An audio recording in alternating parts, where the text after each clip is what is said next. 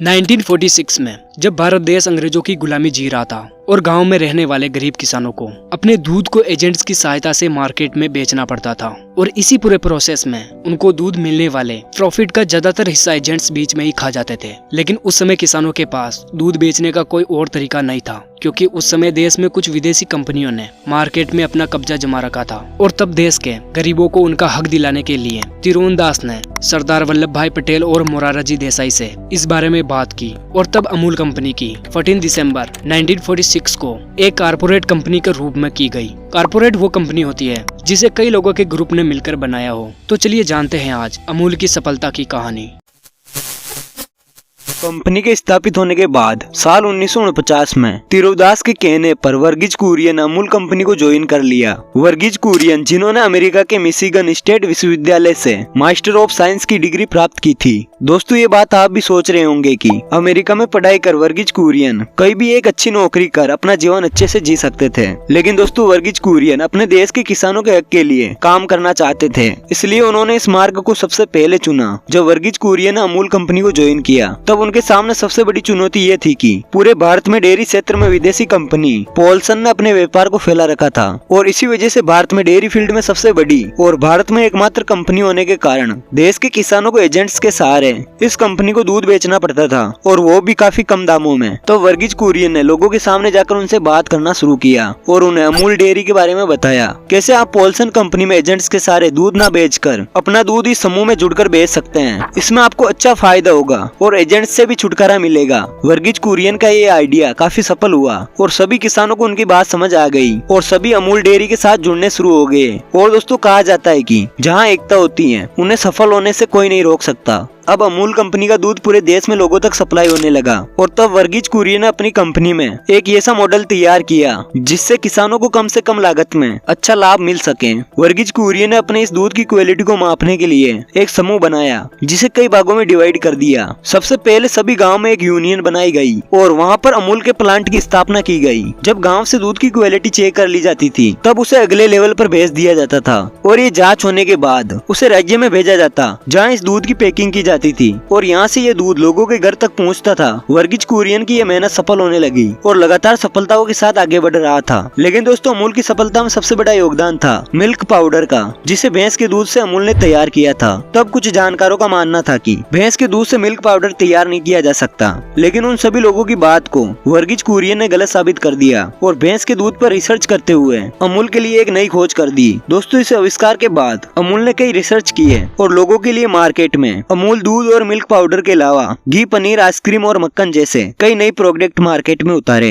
ये जो Paulson company थी ये उस वक्त की काफी बड़ी कंपनी थी। यहाँ ये बात जानना जरूरी है कि अमूल के लोकप्रिय होने से पहले पॉलसन डेयरी ब्रांड नहीं बल्कि कॉफी बेचने की दुकान हुआ करती थी। वहीं ये जानना भी जरूरी है कि इसका नाम पॉलसन कैसे पड़ा। पॉलसन की कहानी भारत में अंग्रेजों के आने के वक्त से जुड़ी है। दरअसल जब भारत में अंग्रेजों का आगमन हुआ तो बटर की कमर्शियल डिमांड ज्यादा बढ़ गई, लेकिन भारत में बटर यानी मक्खन खाने का चलन पहले से ही रहा है। ये वो दौर था जब मक्खन, दूध और अन्य मिल्क उत्पाद घर में ही बनाए जाते थे। जैसे कि हमने बताया है कि भारत में पहले बटर आमतौर पर घर में ही बनाया जाता था और खाया जाता था, लेकिन अंग्रेजों के आने के बाद इसकी डिमांड बढ़ गई और एक पारसी युवक ने आम बटर को बना दिया एक कमर्शियल प्रोडक्ट। उस युवक का नाम था पेस्तोंजी इदुल्जी, जो पारसी समुदाय से संबंध रखते थे। द अमूल इंडिया स्टोरी के लेखक रूथ हेरेडिया के अनुसार पेस्तोंजी इदुल्जी ने अपना कारोबार 100 रुपए से शुरू किया था और ये रुपए उन्होंने अपनी बहन से उधार लिए थे। लेकिन ये कारोबार काफी भुनने और पसीने का था। पीसी हुई कॉफी को घर घर बेचा जाता था। वहीं जो स्टॉल उन्होंने किराए पर ली थी उसका 8 रुपए महीने किराया था। और अब बात आती है कि इस कंपनी का नाम पॉलसन कैसे पड़ा। दरअसल इदुल्जी को उन्हें उनके दोस्त पोली कहकर बुलाते थे। थोड़ा अंग्रेजी टच लाने के लिए इसे पॉलसन कर दिया गया। व्यापार जैसे जैसे बढ़ा, इदुल्जी ने दुकान बढ़ाई और पॉलसन फ्रेंच कॉफी लॉन्च की।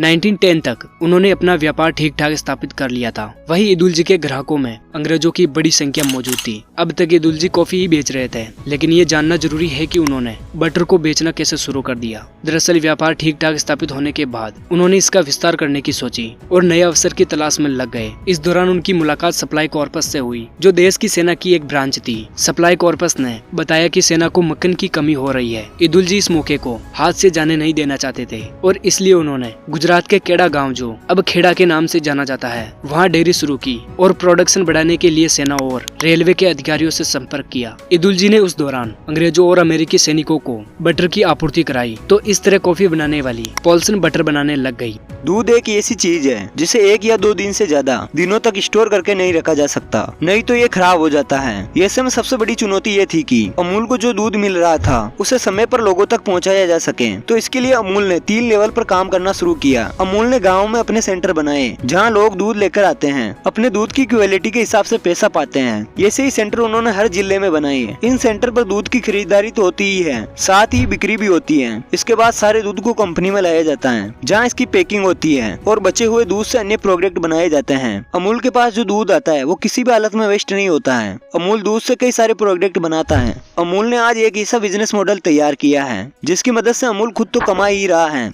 साथ ही किसानों को एक अच्छी आय भी दे रहा है। अमूल दूध उत्पादन के लिए किसानों को काफी प्रोत्साहित कर रहा है। आज अमूल ने दूध उत्पादन को एक फायदे का सौदा बना दिया है। इसकी वजह से कई किसान सिर्फ दूध उत्पादन पर ही ध्यान दे रहे हैं, क्योंकि इससे उन्हें काफी अच्छा मुनाफा मिल रहा है। और इसलिए बना अमूल टेस्ट ऑफ इंडिया। जब अमूल की शुरुआत हुई तब पहले कुछ दिनों तक रोजाना 247 लीटर तक ही दूध इकट्ठा हो पाता था। 76 ईयर पहले शुरू हुआ अमूल का सफर आज दिन दुनी रात चौगुनी तरक्की कर रहा है। सुबह की चाय के लिए दूध की जरूरत हो या फिर नाश्ते में ब्रेड पर लगने वाला बटर चाहिए हो, देश के लोगों की पहली पसंद अमूल था, क्योंकि ये किसी एक का टेस्ट नहीं था बल्कि टेस्ट था इंडिया का। हर 3 में से 2 आदमी रोज अमूल के सामान को इस्तेमाल करता था। अमूल अपने बेस्ट प्रोडक्ट क्वालिटी की वजह से देश का नंबर 1 डेयरी प्रोडक्ट बनाने वाली कंपनी है। देश में अमूल के 87 प्लांट है, इनमें से 30 प्लांट अकेले गुजरात में है। साल 1966 में अमूल गर्ल का पहला विज्ञापन आया, जिसे दुनिया का सबसे लंबा चलने वाला विज्ञापन भी कहा गया। अमूल गर्ल की लोकप्रियता देश से आगे विदेशों में भी है। अमूल गर्ल ने ही इसे ब्रांड के रूप में पहचान दी। अब ये कंपनी हफ्ते में 4 से 5 दिन अमूल गर्ल को पेश करती है। अमूल अपनी कमाई का 80% किसानों को देता है। अमूल का टर्नओवर 2020 से 21 में 39,250 करोड़ रुपए तक पहुंच चुका था।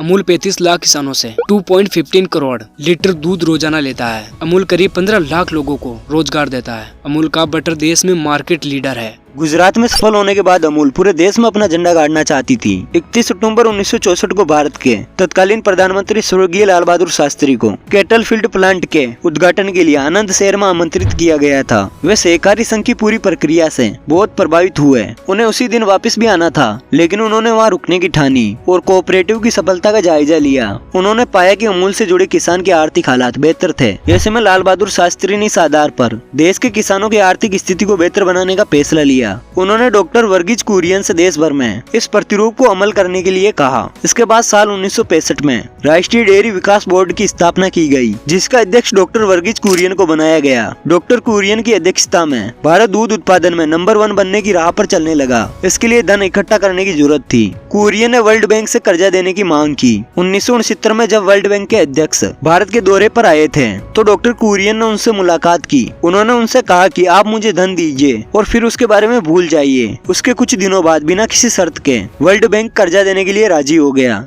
हमने आपको अमूल गर्ल के बारे में बताया। दरअसल डेयरी कंपनी पॉल्सन के विज्ञापन में भी एक गर्ल आती थी जिसे पॉल्सन गर्ल कहा जाता है। ऐसे में पॉल्सन गर्ल को टक्कर देने और लोगों को आकर्षित करने के लिए अमूल ने 1966 में अमूल गर्ल का पहला विज्ञापन आया, जिसे दुनिया का सबसे लंबा चलने वाला विज्ञापन भी कहा गया। साल 1990 आते आते अमूल गर्ल के करंट अफेयर्स और बॉलीवुड फिल्मों पर विज्ञापन भी आने लगे और ये आज भी जारी है। अमूल का यह प्रयोग लोगों को बहुत पसंद आया था। यह अमूल की मार्केटिंग और सप्लाई चेन का कमाल था कि साल 1998 तक भारत अमेरिका को पछाड़कर दुनिया का सबसे बड़ा दूध उत्पादन देश बन गया। साल 1990 के आखिरी में अमूल ने कई सारे प्रोडक्ट लॉन्च किए, लेकिन वे फेल होने लगे। लगभग 50 साल तक ऊंचाइयों पर रहने के बाद अमूल कंपनी धीरे धीरे नीचे आने लगी थी। इस तरह धीरे धीरे अमूल की लोकप्रियता घटने लगी और साल 2006 में डॉक्टर कुरियन ने चेयरमैन पद को छोड़ दिया। साल 2010 में पिछले 30 सालों से कंपनी से जुड़े RS सोडी को अमूल की कमान सौंपी गई। कंपनी की कमान अपने हाथों में लेने के बाद अमूल की सप्लाई चेन में जरूरी बदलाव किए और कुछ नए प्रोडक्ट भी लॉन्च किए। सोडी के प्रयासों की बदौलत अमूल धीरे धीरे वापस ट्रैक पर आने लगा। साल 2010 में